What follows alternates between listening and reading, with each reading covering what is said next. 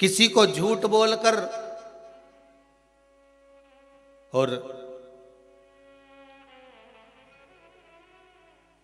किसी के साथ में छल कर किसी को धोखा देकर, ये मत समझना कि ये मूर्ख है। किसी के साथ झूठ बोलकर, किसी के साथ छल कर किसी को धोखा देकर, ये मत सोचना कि ये मूर्ख है, ये पागल है, इसमें अक्ल नहीं है। अरे भाई, वो मूर्ख नहीं है, ये विचार करना कि ये किसी को धोखा दो और किसी का झूठ बोलो उसके सामने और छल करो, धोखा दो, तो ये मत सोचो कि ये मूर्ख है, समझता ही नहीं है। बल्कि ये सोचो कि उसने विश्वास कितना करा होगा आपके ऊपर कि सर्वस्व आप पर छोड़ रखा था, सर्वस्व छोड़ रखा था। वो मूर्ख नहीं है, उसका विश्वास है। एक पति पत्नी को जानकर ये विचार ना करे कि ये मूर्ख है, इसमें तो अक्ल नहीं है। नहीं, पूरा परिवार छोड़कर आई है वो, पूरा घर परिवार कुटुंब कबीला सब छोड़कर आई।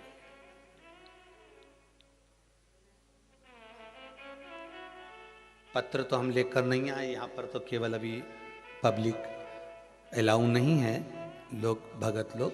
तो जिन्होंने डाक द्वारा पत्र भेजे हैं उसमें एक पत्र भेजा हुआ है। उस पत्र में एक बेटी ने लिखा है, गुरुदेव, बेटी पिता के घर रहती है तो भी पराई कहलाती है और ससुराल चली जाती है तो भी पराई कहलाती है। बेटी का असली घर कौन सा है, हमें उत्तर चाहिए।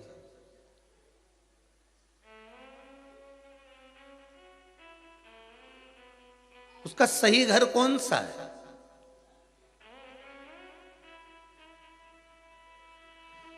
जब वो मायके रहती है तभी भी लोग कहते हैं ये पराई है, और आ गई उसके बाद भी उसका कोई, यहां पर आने के बाद भी लोग कह देते हैं अरे वहां की है। अगर इसको सब बात बता दो कि तो मायके जाके लगा देगी सब बात, मतलब अभी भी पराई है।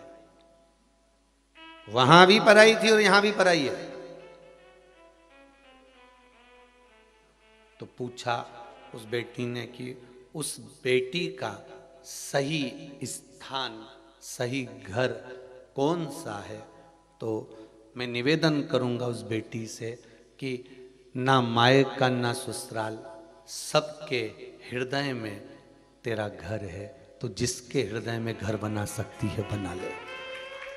ना मायका ना ससुराल, तो जिसके हृदय में, पति के साथ रह रही है तो पति के हृदय में घर बनाती है, बेटे के साथ रह रही है तो बेटे के हृदय में घर बनाती है, अपने पिता के साथ रह रही है तो पिता के हृदय में घर बनाती है, अपनी बहन के साथ रह रही है तो बहन के हृदय में घर बनाती है।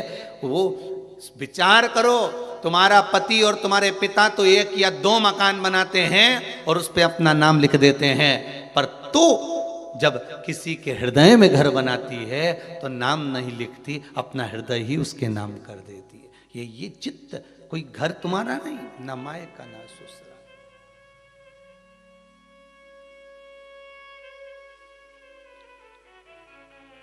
ऐसे सुंदर सुंदर पत्र लोग भेजते हैं, मन तो करता है कि व्यासपीठ पर लेकर आए, और परंतु याद रह जाता है तो बोल देते हैं, नहीं याद रहता तो नहीं बोलते। पर डाक द्वारा जो पत्र आते हैं, कई पत्र भी भिलाई में भी कई लोगों ने भेजे थे, तो डायरेक्ट वहाँ कथा स्थल दशहरा मैदान पर ही आ गए थे, तो वहीं खोल कर पढ़े तो ध्यान जहाँ आ जाते हैं वहाँ स्मरण हो जाते हैं।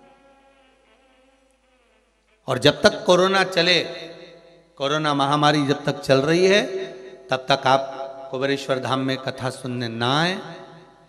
आपका अगर कोई पत्र है, कोई भाव है आपका, तो आप भेजो लिख कर, कोई वो नहीं है, आएंगे तो हम व्यासपीठ से भी बाज देंगे आपको, कोई दिक्कत वाली बात। पर उस भाव को प्रकट शंभु शरणे पड़ी, मांगू घड़ी रे घड़ी, दुख काटो, दया करी न दर्शन आपो। तो निवेदन है, किसी के साथ झूठ करना, किसी को धोखा देना, किसी के साथ छल करना, तो ये विचार मत करना कि वो मूर्ख है, वो पागल है, उसमें अकल नहीं है। अकल बहुत है, पर ये विचार करना कि अकल नहीं, उसका विश्वास तुम पर इतना था, इसलिए उसने ना कुछ देखा ना जाना, बस सब छोड़ दिया तेरे ऊपर, और तुमने उसको मूर्ख समझ लिया।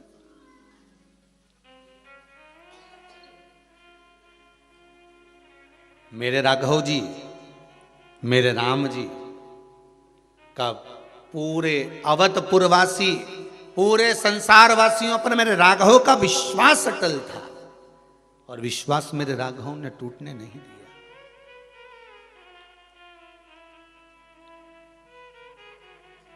विश्वास मेरे राघव ने टूटने नहीं दिया। भरोसो दृढ़ चरणन केरो।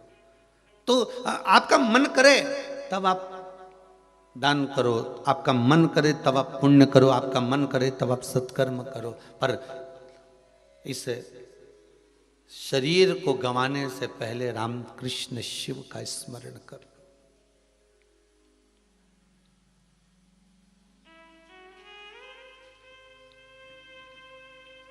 फिर ये जिह्वा हिले ना हिले, नयन दर्शन कर पाए ना कर पाए। एक भाई ने पत्र लिखा है, उम्मेश सिंह रजावत, मेरा पत्र पंडित श्री प्रदीप जी मिश्रा को दे देना। पत्र में लिखा है, मिल गया उम्मेश सिंह जी। पत्र में लिखा है, मेरी पत्नी, मेरा परिवार शिव महापुराण की कथा बहुत सुनता है। एक बार मेरे परिवार वालों ने कहा था कि शंकर का दर्शन करने के लिए कुबेरेश्वर धाम जाना। तो उमेश सिंह जी, पहले तो आपको कह दें कि अभी तो शंकर जी बैठा ही नहीं है, ठीक है, पर बाबा का धाम है, बाबा भी राजा है, बाबा का कंकड़ शंकर है यहां।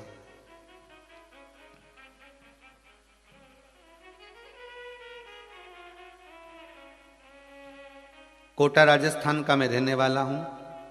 बहुत दिनों से आपकी कथा परिवार के कहने से मैं मोबाइल पर श्रवण करता हूं। मेरी एक इच्छा थी कुबेरेश्वर धाम पर आने की, और बाबा की कृपा क्या होती है मैं लिख रहा हूं। 13 तारीख को अपने कंपनी के मालिक के साथ कंपनी के काम से गुजरात अहमदाबाद से कोटा राजस्थान जा रहा था। वहीं अहमदाबाद, वहीं कोटा राजस्थान। कथा टीवी मोबाइल पर श्रवण कर रहा था। इस पत्र में लिखा है उमेश सिंह जी ने। मोबाइल पर जब कथा सुन रहा था तो मेरे कंपनी के मालिक ने भी कथा सुनी, और कंपनी के मालिक ने कहा, बड़ी सुंदर कथा चल रही है। उस बीच में मैंने कह दिया कि कुबेरेश्वर धाम से चल रही है, ऑनलाइन कथा आ रही है। तो मेरे कंपनी के मालिक बोले, एक काम करो, गाड़ी को घुमा लो, सीधे कुबेरेश्वर धाम ही चलते हैं। 600 किलोमीटर गाड़ी को रन करते हुए पहुंचा।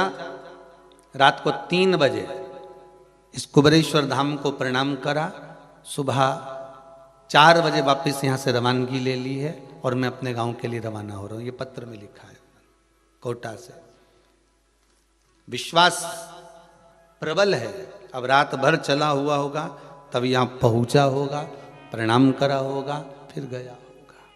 उसने एक पत्र में नीचे लाइन लिखी है, कथा तो हम मोबाइल पर सुन लेते हैं, पर भूमि को प्रणाम करना था, नमन करना था।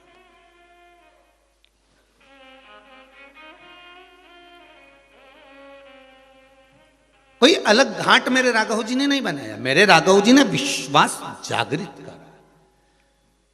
और एक आपसे निवेदन करेंगे, किसी भी पुण्य नदी पर जाना, हरिद्वार जाओ, चाहे प्रयागराज जाओ, चाहे नेमिष जाओ, चाहे आपकी मर्जी पड़े, आप चित्रकूट जाओ, चाहे आप अयोध्या जाओ, चाहे आप काशी जाओ, चाहे आप उज्जैनी जाओ, जितनी पवित्र नदियों पर जाते हो, एक मन में ध्येय बनाकर जाना कि हम सारे घाटों का दर्शन करें, मना नहीं है, पर हमको एक बार राम घाट जरूर जाना।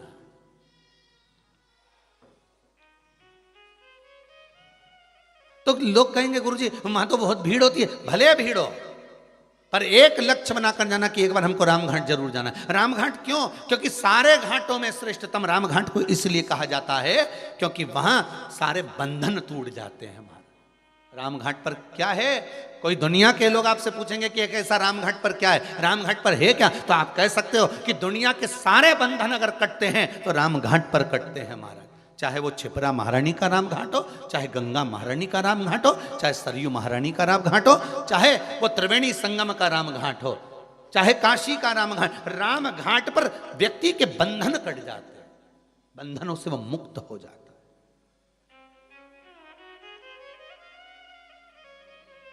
गोदावरी के रामघाट पर जाएं, चाहे यमुना के रामघाट पर जाएं, वहां बंधन कट रहा है व्यक्ति का। और बंधन कौन सा? कौन बंधन? क्यों? साधु संत महात्मा साधक उपासक ये जितने होते हैं, कुंभ के मेले में इनसे कहा जाता है सारे साधु सारे सन्यासी सारे तपस्वी अगर नहाएंगे तो राम घाट पर नहाएंगे, राम घाट के उस पावन घाट पर नहाएंगे। क्यों? क्या कारण है? उसका एक कारण है, राम घाट पर स्नान करा हुआ जीव का फिर पुनः जन्म नहीं होता, सब बंधनों से मुक्त होकर वो परमात्मा की ओर चला जाता है, फिर वो मुक्त हो गया।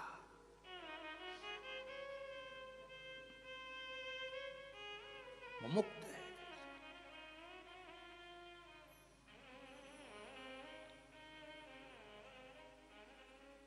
अरे सारे तीर्थ धाम आपके चरणों में, हे भोलेनाथ प्रणाम आपके चरणों में। सारे आप उस राम घाट पर अगर पहुंचे हो तो बंधन से मुक्त हो गए महाराज। और बहुत बहुत धन्यवाद तीनों यजमानों को, मंगल परिवार, गुप्ता परिवार और शर्मा परिवार को। आज राम घाट की कथा करवा कर आपने लोगों को राम घाट में निलवा दिया है। राम घाट की कथा श्रवण कर कर आपने घाट पर स्नान करा दिया।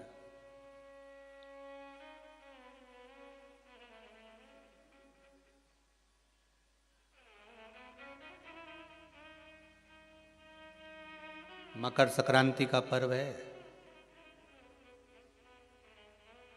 ये कोई मकर संक्रांति ऐसी नहीं पड़ गई, किसी देवता का घर जला था तब जाकर दूसरे घर में प्रवेश किया था, तब मकर संक्रांति हुई थी।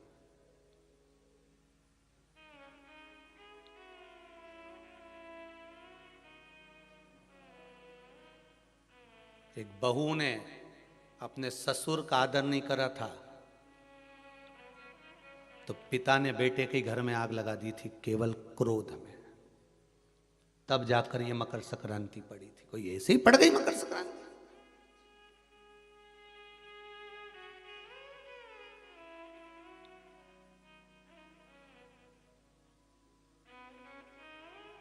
कह दिया आपने तो कि मकर संक्रांति का दान बड़ा प्रबल होता है, पर उस दान की महत्वता क्या है? हमारे शास्त्र क्या कर रहे हैं, हमारे पुराण क्या कर रहे हैं, हमारे वेद क्या कर रहे हैं?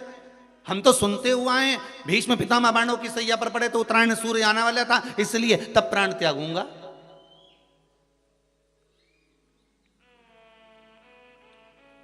मकर राशि में सूर्य प्रवेश करेगा तब मैं आनंद पाऊंगा, तब मैं दान करूंगा पुण्य। तो आखिर दान की महत्वता इतनी प्रबल कैसे हो गई? वो तिल की महत्वता इतनी प्रबल कैसे हो गई? वो गुड़ की महत्वता इतनी प्रबल कैसे हो गई? कहीं हमारे यहाँ एक भी मैसेज में ये नहीं लिखा हुआ आया होगा कि शक्कर तिल्ली का दान करो, गुड़ तिल्ली का दान करो।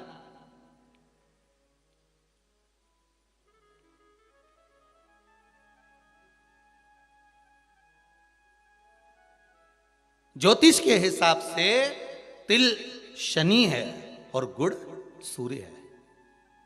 ज्योतिष के हिसाब से तिल शनि है और गुड़ सूर्य है। कोई साधारण सा भाव नहीं प्रगटा है महाराज जी। इस मकर संक्रांति पर केवल लोगों ने कह दिया कि पतंग उड़ा लो, और कितनी अच्छी बात है, हिंदू धर्म में कम से कम एक दिन दिया, उड़ा लो जितनी मैंने उड़ाओ, पर एक ही दिन उड़ाना रहे और एक ही दिन काटना। बाकी के दिनों में ना तो किसी के बारे में उड़ाना और ना किसी की काटना।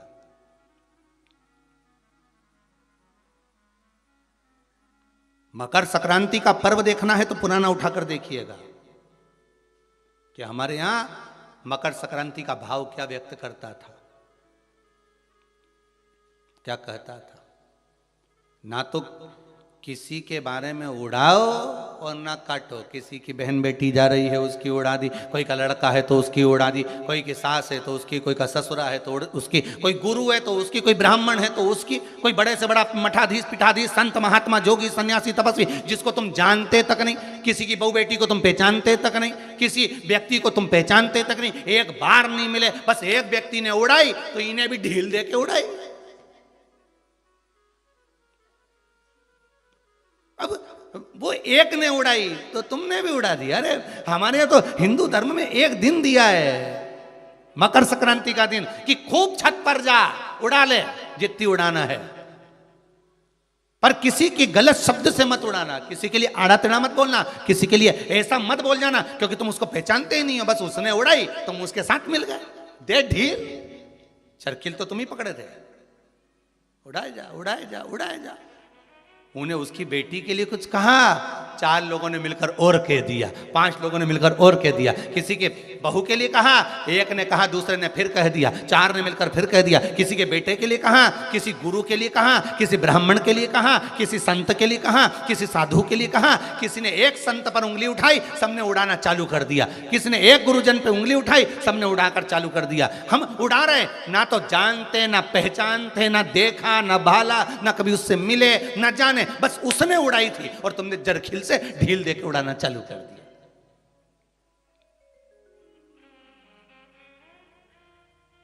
अरे कितना हमारी भारत की भूमि को पहचानो तो रे भाई। ये वो भारत की भूमि है जहां मोहल्ले में एक दुकान लगी हुई है और एक दुकान की अगर बोनी नहीं होती थी तो दूसरी दुकान वाला अन्न नहीं खाता था। वो नियम अभी भी खत्म नहीं हुआ, अब मरे तक रह गया कि मोहल्ले में कोई मर जाता है तो मोहल्ले के लोग अन्न नहीं बनाते, खाते नहीं जब तक कि वो अर्थी नहीं उठ जाती। पर आज के समय में तो वो भी गया, ये तो अंदर जाके समोसा निपटा लेता है। तो आज के समय में कौन रुकता है? मोहल्ले में मरा, पर पहले नियम था कि एक मोहल्ले में जितनी दुकान होती थी उस दुकान के बाहर एक कुर्सी रखी होती थी। प्रत्येक दुकान के बाहर एक कुर्सी रखी होती थी। ग्राहक आता था, कुर्सी पर बैठता था, कुर्सी पर बैठता, सामान खरीदता, सामान खरीदा जिसकी दुकान से कुर्सी, उस दुकान को जब बाहर रखी थी वो कुर्सी फिर अंदर रख लेता था। अब जिसकी दुकान में कुर्सी अंदर चली जाती थी उस दुकान पर अगर कोई सामान खरीदने आता था तो जो दुकान का मालिक है वो कहता था भैया ये सामान मेरे पास में नहीं है, सामने वाली दुकान पर है, वहां चले जाओ। सामान इसके पास रहता था पर नहीं देता था क्योंकि इसको मालूम है कि मेरी बोनी हो गई है पर सामने वाले की बोनी नहीं हुई है, इसलिए वो कहता था सामने वाली दुकान पे मिल जाएगा, मेरे यहाँ नहीं है। जब वो सामने वाली दुकान पर जाता था, कुर्सी पर बैठता था, सामने वाला उस कुर्सी को उठाकर अंदर रख लेता था। फिर कोई उसकी दुकान पर जाता था, भैया ये सामान है क्या? तो क्या हमारे पास नहीं मिलेगा, वो तीसरी दुकान पर मिलेगा, उसकी यहाँ भेज देते थे कि वहां चले जा, वहां कुर्सी पर। क्यों? क्योंकि अगर हमारे लाइन में, हमारी पट्टी में, हमारे मोहल्ले में अगर किसी एक दुकानदार का अगर बोनी नहीं हुई, बिक्री नहीं हुई, तो फिर हमारा भोजन करना व्यर्थ है। ये हमारा हिंदू धर्म था, ये मेरी भारत भूमि का गौरव था। और एक आज का जमाना, जो मिल जाए जितना मिल जाए निपटा लो, फिर मौका मिले कि नहीं मिले। आज के जमाने में बस निपटाओ, अपन तो काटो, दे के काटो।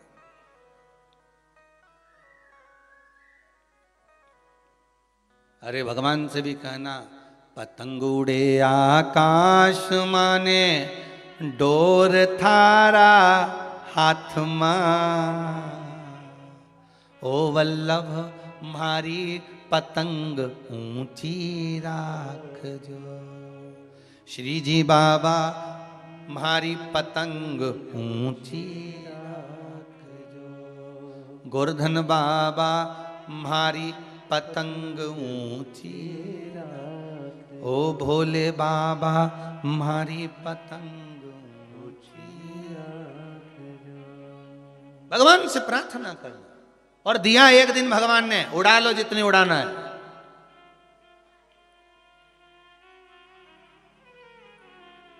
उड़ा लो।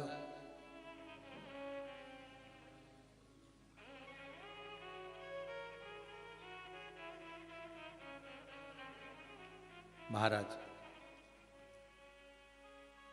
ज्योतिष में तिल को शनि और गुड़ को, जम के बोलो जरा, सूर्य कहा गया है। दोनों बाप और बेटे का मिलन करवाया, क्योंकि इन दोनों की बनती नहीं थी। शनि की सूर्य से ना बने, सूर्य देव की शनि देव से ना बने, दोनों का मिलन है, दोनों का मिलन।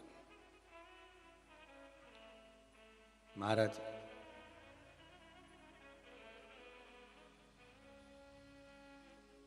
शिव महापुराण की कथा में भाव वर्णन करते हुए मानसरोवर शिव पुराण का स्मरण करें। एक बार सूर्यदेव अपने बेटे शनि के घर गए। शनिदेव का घर है कुंभ। कौन सा घर है? कुंभ।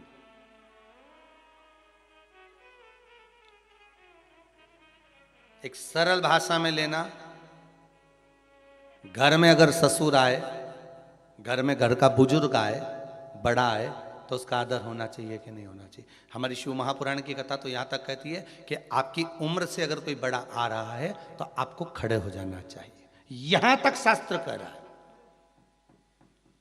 कोई आदरणीय आ रहा है, कोई गुरुजन आ रहा है, कोई साधुजन, कोई सन्यासी, तपस्वी, साधक, उपासक, ब्राह्मण जन, घर के कोई बड़े, माता पिता, ताऊ ताई, चाचा चाची, जो घर के बड़े आ रहे हैं, अगर कोई वयो आ रहा है, कोई वृद्ध आ रहा है, अपने केवल घर के ही नहीं, बाहर का भी अगर कोई बड़ा है, आदरणीय है, सत्कार वाला है, सम्मान वाला है, तो उठ के खड़े हो जाना चाहिए।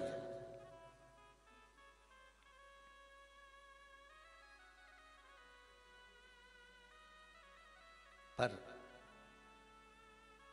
जिन शनि महाराज का विवाह चित्ररथ की कन्या के साथ हुआ था, वो चित्ररथ की कन्या तो ये विचार में पड़ी थी कि मैं स्वयं इतनी प्रबल और जिसका पति इतना प्रबल,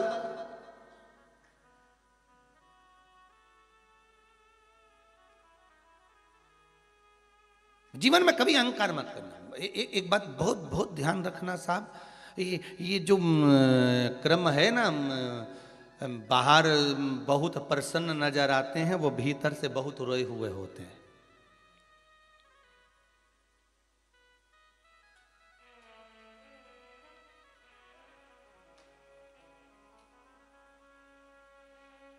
किसी ने पूछ लिया,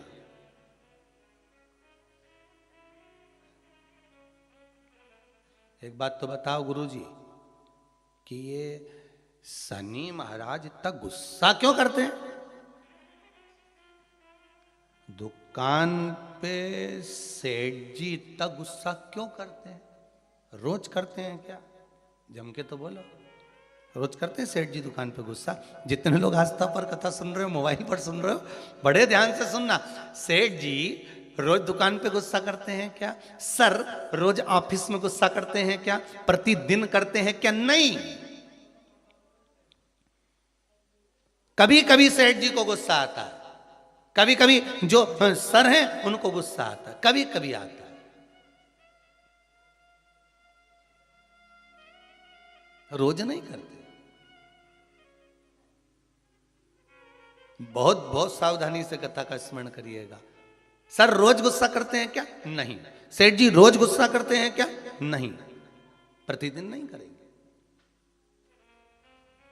मालिक रोज क्रोध करते हैं क्या? नहीं। अगर ऑफिस में सर क्रोध कर रहे हैं, ऑफिस में सर क्रोध कर रहे हैं, दुकान पर सेठ जी क्रोध कर रहे हैं, मालिक अगर क्रोध कर रहा है तो रोज नहीं करता, वो कब करता है? जब घर में उसकी कुछ अनबन थोड़ी बहुत, परिवार में भी सबसे अनबन हो तो भी इतना गुस्सा नहीं करेगा, पर वो जगदम्बा के साथ जब अनबन होती नहीं बेरू की, तब फिर तो बिल्कुल फिर कोई नहीं चले, फिर तो वो मुंह उतरा रहेगा, गुस्सा भरा रहेगा, फिर कोई बोला तो क्रोध। तो किसी ने पूछा गुरुजी ये शनि महाराज को इतना क्रोध क्यों आया रहता है? जब देखो जब शनि जी गुस्से में रहते हैं, हाँ परंतु कभी कभी करते, पर इतना गुस्सा क्यों रहता है इनके पास में? उसका एक ही तो कारण होगा, एक कारण है शनि महाराज के क्रोध करने का। धर्म पत्नी आई शनि महाराज की, सम्मुख में आकर खड़ी हो गई शनि महाराज के,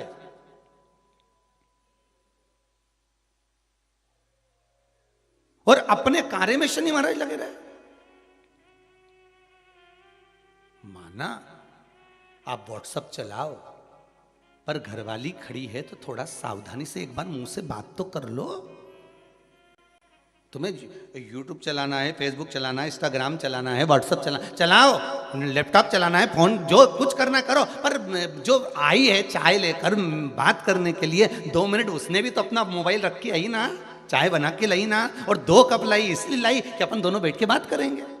तो शनि महाराज जी की धर्म पत्नी भी ये सोच के आई थी कि मेरे प्रभु के पास में बैठकर मैं थोड़ी चर्चा करूं, मैं थोड़ी बात करूं, पर ये तो देखे ही नहीं लगा। आ गया क्रोध, और क्रोध में बस खड़ी होकर बोल दी, मेरा श्राप है स्वामी तुमको। अब देखिए जरा शनि महाराज की पत्नी, मेरा श्राप है स्वामी तुमको, तुम मुझे नहीं देखे हो, अपने कार्य में लगे हो, मैं श्राप देती हूं, तुम जिस पर दृष्टि दोगे वो जलकर भस्म हो जाएगा।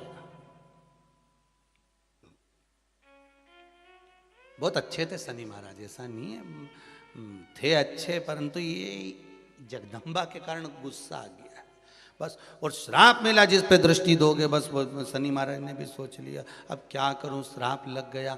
भगवान शनि महाराज भी विचार करे कि अब किसी को भी देखूंगा तो, इसलिए शनि महाराज की दृष्टि नीचे रहती है, सामने कभी नहीं रहती।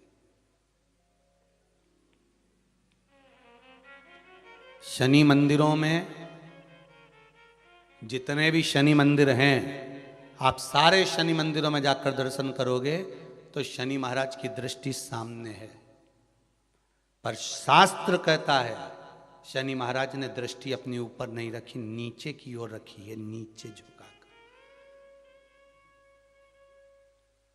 अब लोग समझे तो ना, मंदिरों में जितने शनि मंदिर हैं सब मंदिरों में शनि की दृष्टि सामने रख दी, जो आता है तेल चढ़ाने पूजन करने के लिए दृष्टि सम्मुख होती है।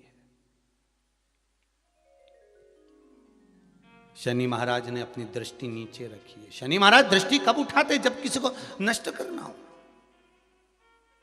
तुम जिस पर दृष्टि डालोगे वो जलकर भस्म हो जाएगा, ये शनि महाराज की धर्म पत्नी ने कहा है। और आज शनि महाराज जी की धर्म पत्नी जिस घर में निवास कर रही हैं, शनि महाराज जिस घर में निवास कर रहे हैं, उस मकान का नाम क्या है? अभी बताया था, क्या नाम था? कुंभ।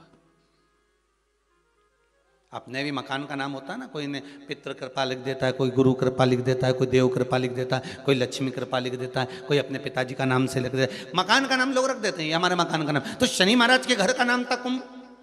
उस कुंभ मकान में शनि महाराज रह रहे थे, पिताजी का आगमन हो गया। बहुत ध्यान से सुनना, ये मकर संक्रांति की कथा है।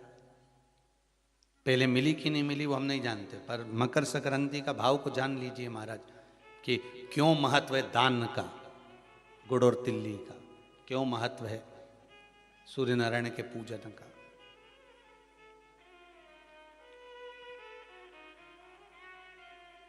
महाराज, शंभु शरणे पड़ी मांगू घड़ी रे घड़ी, दुख काटो दया करी ने दर्शन हे शिव करुणा सागर, भगवान ओघड़दानी त्रिकालदर्शी शंकर की कथा कर रही है। भगवान सूर्य नारायण का प्रवेश हुआ कुंभ में, घर में प्रवेश करा। जैसे ही प्रवेश करा शनि महाराज तो उठ खड़े हुए, पर बहू खड़ी नहीं। घर का अगर कोई बड़ा आए, आदरणीय आए, सम्माननीय आए, तो उसको आदर देना चाहिए, सत्कार करो।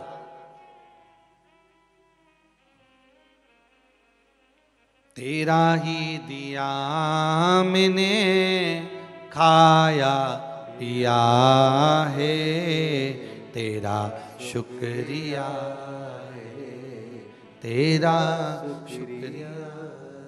मुझे भोले बाबा ने बहुत दे दिया है, तेरा शुक्रिया है, तेरा शुक्रिया है। थोड़ा सा आदर करो। अच्छा, दोनों में विचार बड़े विचित्र होते हैं। बहू सोचती है मैं सास को सुधार दूं, और सास सोचती है, जम के बोलो, बहू को सुधार दूं। और सुधरती दोनों ही नहीं है। धीरे धीरे करके सिधर जाती है, पर सुधर नहीं पाती। और कितना सुंदर भाव कहा है महाराज, अपन अपने आप को तो सुधार नहीं रहे, सब कुछ सुधार रहे। हमारे घर में शांति नहीं है गुरुजी, बहुत तकलीफ है गुरुजी। फिर गए किसी के पास में, उन्होंने कहा चलो हाथ दिखाओ, लाओ जरा तुम्हारा ग्रह दशा देखते हैं। और उन्होंने कहा एक काम करो, फिर किसी को बुलाया, कोई वास्तु शास्त्री बाबू आ गए, किसी ने मकान देखा, कह दिया घर बदलो, घर ठीक नहीं है, इसमें कुछ ऐसी चीज है कि तुम बर्बाद हो जाओगे। अब तुमने क्या करा, किसी के कहने पे जम के बोलो जरा, बदला कि नहीं बदला? जब इतनी बड़ी बात कह दी तो भाई घर बदल लिया, ठीक है। अब वो घर बदल के किराए का मकान में चले गए, और किराए के मकान में 20,000 रुपये महीना लगना चालू हो गया। अभी तक वो लग नहीं रहा था ना, अब 20,000 रुपये महीना किराए के मकान में लगना चालू हुआ। और जो 20,000 रुपये लगना चालू हुआ, थोड़े दिन तक तो थोड़ा लगा कि हाँ थोड़ी शांति है, 2 महीना 4 महीना 6 महीना ऐसा लगा, खूब शांति आ गई। महाराज बिल्कुल सही किया था, एकदम बढ़िया बोला था। अच्छा वो अपन ने घर छोड़ दिया। और 2-4 महीने जब 20,000 रुपये देने फिर जो झगड़ा चालू हुआ, मकान मालिक बोला 20,000, गैस की टंकी, बच्चों की फीस। फिर जो जैसे कल कथा में था ना, गौरी कुंड पे उफान, गंगा जी का जल, बस वैसा उफान जो आया। अब फिर किसी की आ गई, महाराज शांति नहीं बिल्कुल भी, बड़े दुखी हो गए। घर में रत्ती सारा सुख है पर शांति नहीं है, बिल्कुल नहीं है। फिर किसी ने कहा एक काम करो, थोड़े दिन के लिए तुम ये वाला नेकलेस पहन लो, थोड़े दिन के लिए तुम ये धारण कर लो, थोड़े दिन के लिए ये वाले कलर के कपड़े पहनो। ये जब गुरुवार आए तो पीला पहनना, बुधवार आए तो ये कलर का पहनना, काला पहन लेना, ये पहन लेना, वो पहनना। फिर लिबास बदला। अभी क्या बदला था? घर। अब क्या बदला है? लिबास।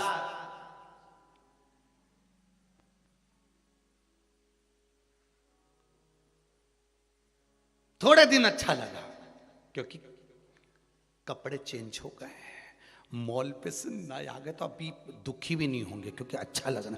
फिर 4-6 महीने निकले, 8 महीने, 1 साल निकला। उसके बाद फिर किसी बात बड़े दुखी हो गए, बड़ी तकलीफ है। क्या हुआ क्या? बस पूछो ही मत, व्यापार में भी बड़ी तकलीफ है, घर में भी है। फिर किसी ने कह दिया तुम्हारे रिश्तेदार तुम पे कुछ करवा रहे हैं। तुम्हारे रिश्तेदार कर रहे हैं। अब क्या करा इसने? रिश्तेदारी छोड़ दी, क्योंकि महाराज जी ने कहा था रिश्तेदार करवा, रिश्तेदारी छोड़ दी। अब अभी क्या बदला था? सबसे पहले जम के बोलते जाओ, घर बदला, फिर लिबास बदला, फिर रिश्ते बदल दिए।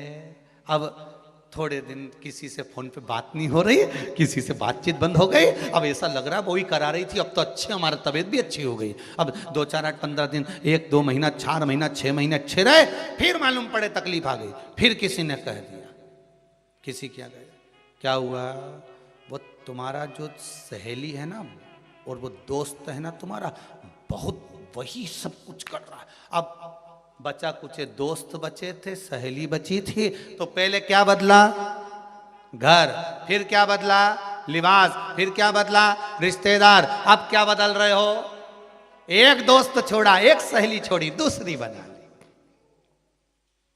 पर शिव महापुराण की कथा कर रही है, जब सब कुछ बदल के देख लो और कुछ बदलने के लिए ना बचे, तो अपने पुराने घर में रहकर अपने आप को बदल कर देख लेना, सब बदला हुआ नजर आ जाएगा। हम खुद को नहीं बदल पा रहे हैं, बाकी के हमने सब कुछ बदल दिया।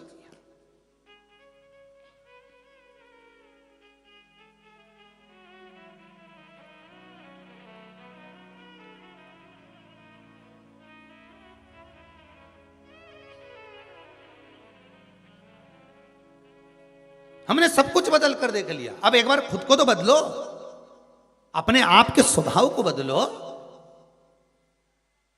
बहू कर रही है मैं सास को बदल दूंगी, सास कहती मैं बहू को बदल दूंगी। अपने आप को तो बदलो, तुम दूसरे को मत बदलो। ना घर बदलने की जरूरत पड़ेगी, ना लिबास बदलने की जरूरत पड़ेगी, ना रिश्तेदार बदलने की जरूरत पड़ेगी, ना दोस्त बदलने की जरूरत पड़ेगी। खुद का नेचर बदल कर देखिए, खुद का स्वभाव बदल कर देखिए, खुद को बदल कर देखिए, आपको सब बदला हुआ नजर आने लगेगा। हम सबको बदलना चाहते हैं, अपने आप को नहीं। और अपने आप को बदलने का समय आता है तो कहते मैं तो जैसी हूं वैसी रहूंगी। बदलना तुमको पड़ेगा, सास कहती है। बहू तुझे बदलना पड़ेगा, बहू कहती है तो मैं भी जैसी रहती थी वैसी रहूंगी। डोकरी बदले तो बदल, नहीं तो अपन तो ये मायके चले। अब दोनों नहीं बदल रही। अब ये दोनों तो नहीं बदल रही, पर वो भेरू बेचारा मंदिर का घंटा हो गया। इधर से मम्मी चिल्लाए, घंटा बजा के चल जाए, इधर से पत्नी चिल्लाए, वो भी बजा दे, बीच में लटक रहा बेचारा। और घंटा भी इतना भारी होता है कि हवा में भी हिलता ही नहीं है, तो वो भेरू बेचारा न हिल सकता है, बस लटका हुआ है। तुम्हारी मर्जी पड़े जब आके बजा के चले जाओ। माँ का पक्ष ले तो पत्नी के, तुम तो अपनी माता के गुलाम बने हुए हो। और अगर ये पत्नी का पक्ष ले तो माँ कहती है तू तो जोरी का गुलाम बना हुआ है। बेचारा बीच में लटका हुआ है। बीच में किसके लिए बोले, क्या बोले? इसीलिए शिव पुराण कहती है, क्या किसको रोइए चादर तान के, सो आग लगे बस्ती में अपन रहो मस्ती। अब बदल रहे, कौन बदलेगा?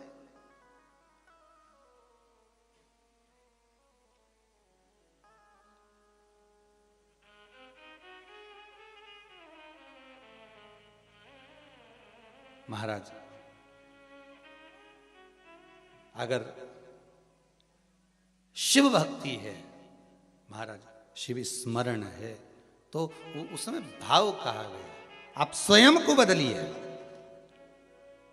और मुझे इस बात का बड़ा गर्व है, आज दुनिया के लोग शिव महापुराण की कथा सुनकर, जितने लोग मोबाइल पर सुन रहे हैं, जितने फेसबुक पर सुन रहे हैं, जितने यूट्यूब पर सुन रहे हैं और जितने आस्था चैनल पर सुन रहे हैं, इन सभी श्रोताओं पर मुझे गर्व है इस चीज का कि आपने दूसरे को नहीं बदला, आपने अपने आप को बदला है। एक लोटा पानी आप स्वयं लेकर मंदिर जा रहे हो, आप स्वयं बेलपत्र चढ़ा रहे हो, आप स्वयं पशुपतिनाथ का व्रत कर रहे हो, आप स्वयं सोमवार की अष्टमी कर रहे हो, आप स्वयं प्रदोष का व्रत कर रहे हो, आप स्वयं शंकर जी को एक चावल का दाना चढ़ा रहे हो, आप स्वयं शंकर भगवान पर एक फूल चढ़ा रहे हो। आपने दूसरे को बदलना नहीं है, आपने खुद को बदला। और आप खुद को बदले, इसलिए धीरे धीरे देखते देखते पूरा परिवार बदल गया, फिर रिश्तेदार बदल गए, फिर मोहल्ला बदल गया। अब पूरे मोहल्ले में जो शंकर जी का मंदिर होगा उसमें तुमने चालू करा था, अब तुम्हें भी लाइन लगाकर पूजन करना पड़ रही होगी, क्योंकि तुमने बदला है। ये सीहोर वाले महाराज ने नहीं बदला। सीहोर वाले महाराज की सामर्थ्यता नहीं किसी को बदलने की, बदलाव तुम लेकर आए। कोई कहे सीहोर वाला महाराज कुबेरेश्वर धाम बना रहा, सीहोर वाले महाराज की दम नहीं है दादा, वो तो उसकी घर की छत नहीं बना पाया। कौन बना? कभी आप आए सीहोर में तो हमारे घर की छत देखेंगे ऊपर वाली, तो वो सीमेंट में से भी पानी टपकता, 2 जगह से पोपड़ा नीचे टपक गया, पानी बैठ गया छत में तो वो नीचे टपक गया, सीमेंट का वो प्लास्टर। जिसकी खुद की सामर्थ्यता नहीं घर बनाने की, वो क्या धाम बनाएगा? ये तो कुबेरेश्वर धाम आप सबने बनाया है, आप सबने। एक एक ईंट, एक एक रुपया, एक एक रेत का कण कण, या जितने कंकर पड़े हैं ये सब आप ही के कंकर हैं, आपने संजो कर लगाया है तो बना है, सामर्थ्यता नहीं किसी की। आज हम कहें कि ये गुप्ता परिवार कथा करा रहा है इछावर से आकर, या भवानी मंडी से आकर ये मंगल परिवार कथा करा रहा है, या ऑस्ट्रेलिया का वो शर्मा परिवार कथा करा, नहीं नहीं नहीं, ये तो प्रभु कृपा हुई है इन पर। और सबसे ज्यादा कृपा तो आप लोगों पर हुई है जितने श्रोता कथा सुन रहे हैं, और वो भी मकर संक्रांति के पर्व पर। कई लोगों को नहीं मालूम होगा कि ये भगवान शनि महाराज के घर में आग लग गई थी, भगवान पिता ने आग लगा दी थी अपने बेटे के घर में, और फिर बेटे ने दूसरा घर का निर्माण करा था।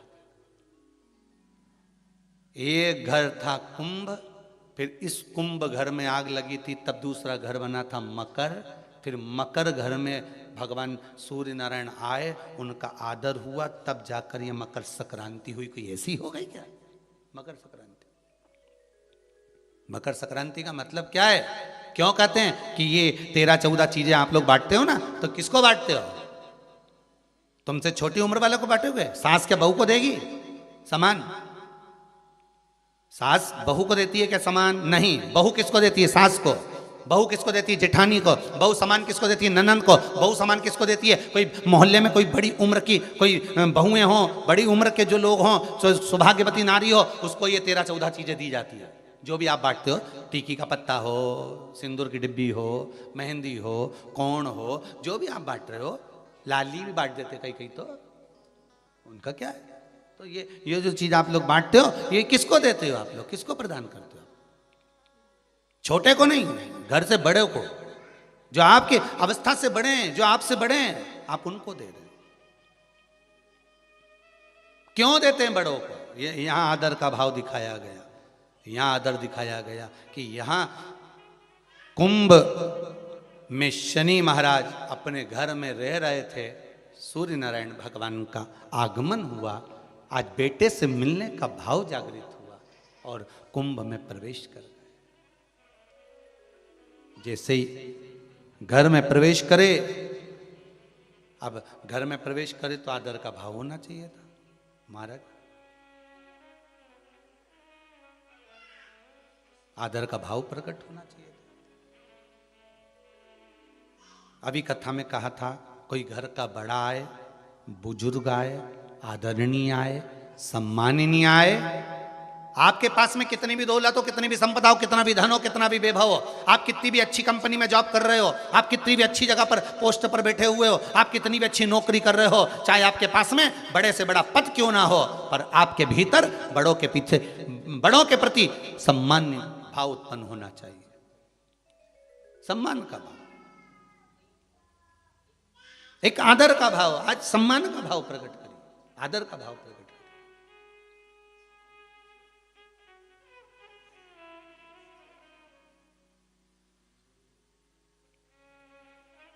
महाराज